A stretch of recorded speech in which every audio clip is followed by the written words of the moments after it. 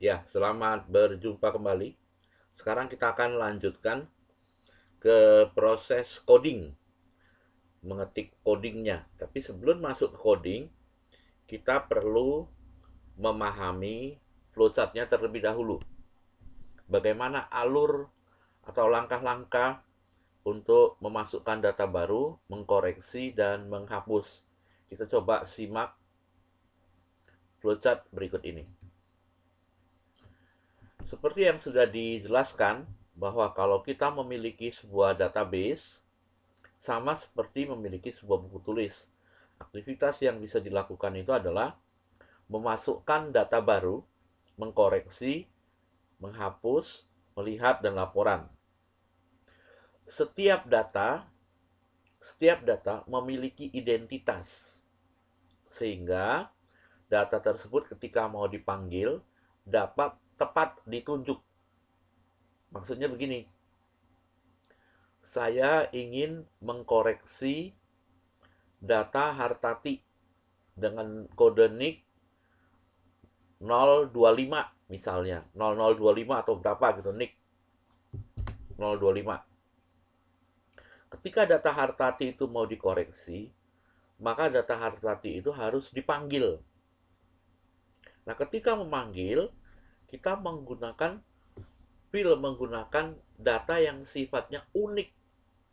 Yang maksudnya unik itu adalah antara satu data dengan data yang lain tidak sama sebagai identitas. Sehingga ketika kita mau mengkoreksi memanggil data Hartati, yang terpanggil adalah tepat data Hartati. Data yang lain tidak terpanggil. Nah, untuk itu proses nanti menambah data, mengkoreksi untuk tabelnya tersebut harus memiliki data identitas, field identitas, ya, primary key, yang nanti akan kita jadikan alat untuk menunjuk satu data dengan tepat. Nah, kita simak berikut ini. Ya, ini flowchartnya. Flowchartnya sampai 2 halaman, 3 halaman flowchartnya. Ya, ini adalah tanda sambung. Ya, jadi ini halaman yang pertama flowchart ini sudah penuh, bersambung ke halaman berikutnya.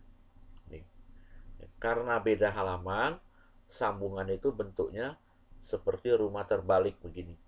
Tapi kalau seandainya sambungannya di sampingnya di halaman yang sama, ini adalah bentuknya bulat. Oke. Mulai start. Kemudian import modul koneksi antara program dan file database. Mungkin diperbesar sedikit. Import modul koneksi antar program dan file database itu maksudnya begini. Ketika kita membuat program, ya, supaya program itu dapat dibaca oleh program kita, maka perintah-perintah yang berkaitan dengan pengaturan, ya, yang menghubungkan antara program yang kita buat dengan database yang kita buat, antara program dan database, memerlukan konektor. Konektor penghubung tersebut bentuknya modul. Tapi nanti dalam bentuk nyatanya adalah berbentuk perintah-perintah. Kalau modul ini tidak dipanggil, diaktifkan, maka perintah-perintah nanti yang kita ketik yang berkaitan dengan pengolahan database menjadi tidak berlaku. Jadi ini kita import modul yang berkaitan dengan pengolahan database, yang konektor database-nya. Kemudian di dalam program kita juga ada variabel-variabel yang harus didefinisikan sebagai variabel publik, sehingga setiap private setiap subroutine itu dapat memanfaatkan variabel tersebut beserta isinya. Jadi ini yang pertama ini adalah boleh dikatakan adalah deklarasi pengambilan modul konektor dan deklarasi variabel. Nah, kemudian sesuai dengan user interface yang kita rancang, di sana terdapat combo box. Combo box itu memerlukan item pilihan. Jadi kita harus persiapkan item pilihannya. Nah, kemudian namanya juga memasukkan data baru, mengkoreksi atau menghapus. Kita hanya bisa mengisi sebuah buku tulis kalau buku tulisnya sudah dibuka. Kita hanya bisa mengisi data baru ke dalam sebuah tabel database kalau seandainya database-nya sudah dibuka. Nah, kemudian di dalam pengisian kita atur urutan pengerjaan. Nick dulu, setelah itu nama dan seterusnya diatur. Ya. Kemudian pengaturan urutan pengerjaan objek, kemudian pengaturan panjang data. Nick panjang maksimalnya berapa digit, nama berapa digit dan seterusnya ini diatur. Jadi ini dua kotak yang tiga. Kotak kedua dan ketiga ini berkaitan dengan persiapan. Istilahnya persiapan. Nah, prosesnya dimulai dengan memasukkan identitas data. Dalam hal ini nomor induk karyawan. Ketika kita memasukkan nomor induk karyawan, ya, nomor induk karyawan itu akan dicari ke dalam tabel. Nomor induk yang kita ketik ini sudah ada atau belum di dalam tabel. Kalau sudah ada, berarti dianggap mengkoreksi. Tapi kalau belum ada, berarti dianggap sebagai mau memasukkan data baru. Jadi kita masukkan nick-nya, kemudian dicari. Setelah dicari, diperiksa hasil pencariannya. Apakah tidak ditemukan? Kalau tidak ditemukan itu, posisinya berada di akhir dari tabel, end of file. End of file.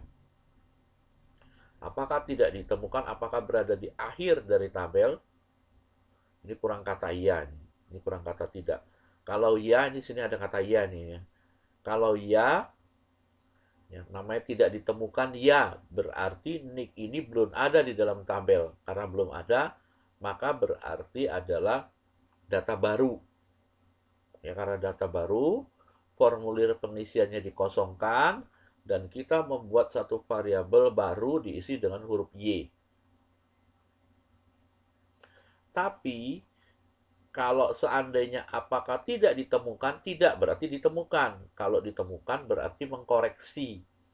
Supaya data itu bisa dikoreksi, maka data dari tabel itu dimasukkan ke formulir, sehingga terlihat oleh kita dan selanjutnya nanti bisa dikoreksi. Ya, seperti ini. Nah, kemudian tahap selanjutnya itu adalah karena form kalau mengisi data baru berarti formnya sudah kosong, kalau mengkoreksi berarti data yang mau dikoreksi sudah terlihat. Selanjutnya adalah kita mengisi data baru, ya kalau enggak mengkoreksi. Sebenarnya data baru yang diisikan atau yang akan dikoreksi itu nick, nama, dan golongan. Tapi golongan nanti digunakan untuk pemicu mencari gaji. Jadi dalam hal ini dipecah pengisian dan pengkoreksiannya menjadi dua simbol.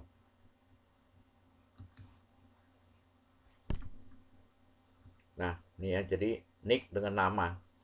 Setelah itu, setelah kita mengisi data baru, nick dan nama, berikutnya adalah, ini bersambung ke halaman berikutnya, kita mengisi data baru atau mengkoreksi golongannya. Begitu golongannya selesai diisi atau dikoreksi, golongan tersebut digunakan untuk menentukan gaji. Apakah golongannya A? Kalau ya, dia ke kanan. Kalau ya, dia ke kanan. Kalau ya golongan A, gajinya 1 juta. Kalau tidak, kalau bukan A, dia nggak belok ke kanan. Berarti tidak menentukan gaji, karena di sini tidak ada kegiatan. Kalau belok ke kanan, kegiatannya adalah variabel gaji diisi 1 juta. Kalau bukan golongan A, dia nggak belok ke kanan, tapi ke bawah. Sehingga di sini kalau kita lihat tidak ada aktivitas. Jadi belum menentukan gaji. Kalau seandainya bukan golongan A. Ya. Nah, dari sini, ya, dia periksa lagi. Ya, apakah golongannya B? Kalau ya, sama kayak yang di atas, dia akan ke kanan menentukan gajinya 2 juta. Tapi kalau bukan B, dia tidak mengambil keputusan. Jadi gaji belum ditentukan. Ya. Apakah golongannya C? Kalau ya, maka gajinya 3 juta. Kalau tidak, dia nggak mengambil keputusan. Saya ambil contoh, misalnya katakanlah golongannya B. Ya, katakanlah golongannya B. Golongan yang dimasukkan B. Ya. Apakah golongannya A? Karena yang dimasukkan adalah B, berarti dia tidak ke kanan, tapi lurus ke bawah. Ya. Apakah golongannya A? Tidak, karena tidak, gajinya belum ditentukan. Bawah ke sini. Apakah golongannya B? Ya, karena tadi seperti yang saya katakan, yang diinput adalah B. Karena ya, dia ke kanan. Gaji ditetapkan adalah 2 juta. Kanan 2 juta, ikutin panah ini terus ke sini. Ya. Berarti gajinya udah ya 2 juta. Kemudian diperiksa lagi di sini. Apakah golongannya C? Jadi kan golongannya B, ya, bukan C. Sehingga dia nggak belok ke kanan. Jadi gajinya tetap 2 juta, nggak berubah menjadi 3 juta. Nggak, karena dia nggak belok ke kanan. Ya. Kan B, ya, jadi nggak ke kanan. Jadi dia lurus ke bawah. Lurus ke bawah tidak ada kegiatan, berarti gajinya tetap 2 juta. Nah, ini proses menentukan gaji. Ya, kemudian bersambung, ini adalah proses menyimpan. Menyimpan itu ada 2 kemungkinan. Menyimpan data baru, ya, menyimpan data baru, atau menyimpan perbaikan. Ya, sehingga di sini diperiksa nih. Apakah variabel baru berisi huruf Y? Variabel baru kan ditentukannya di sini tadi. Nih. Ketika nick diisikan, kalau seandainya tidak ditemukan, ya, variabel baru diisi dengan huruf Y, ya, karena tidak ditemukan di tabel berarti belum ada berarti data baru, barunya Y. Tapi kalau ditemukan, dipindahkan ke formulir, berarti itu data lama, barunya sama dengan T, tidak. Nah, ini digunakan di sini. Kalau barunya sama dengan Y, maka kita kasih perintah menyimpan data baru. Tapi kalau bukan Y, dia tidak melakukan aktivitas apapun. Kalau barunya sama dengan T, maka dia menyimpan perbaikan. Perintah menyimpan perbaikan dengan data baru itu berbeda. Ya, kalau bukan T, maka dia tidak melakukan apapun. Sampai di titik ini, data itu sudah tersimpan. Sehingga formulirnya dikosongkan, karena bisa digunakan untuk mengisi atau mengkoreksi data yang lain. Ya.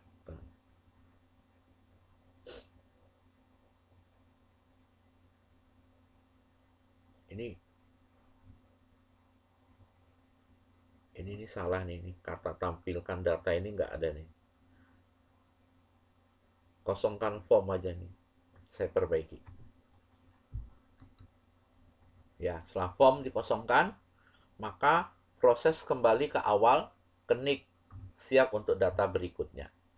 Ya, ini flowchart untuk mengisi dan mengkoreksi data.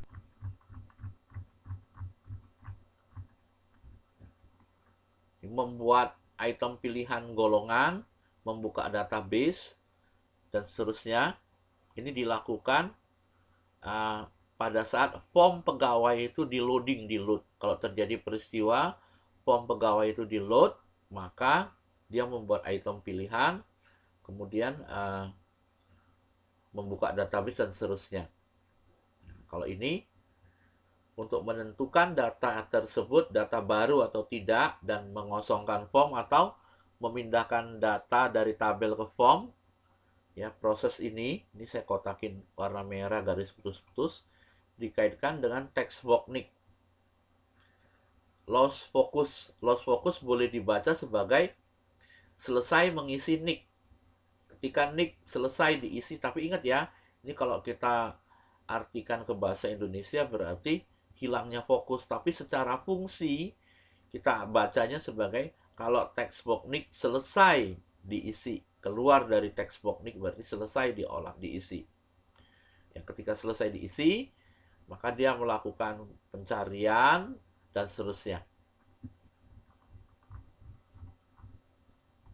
Nah, kemudian ini kalau golongan, ya, kalau golongan text change, perubahan. Kalau combo box golongan mengalami perubahan, maka dia mencari gaji. Jadi gaji ditentukan kalau combo box terjadi perubahan, ya perubahan data dari A diubah ke B, dari B ke C dan seterusnya. Kalau ini, kalau comment button atau button simpan diklik, maka dia melakukan proses menyimpan ini.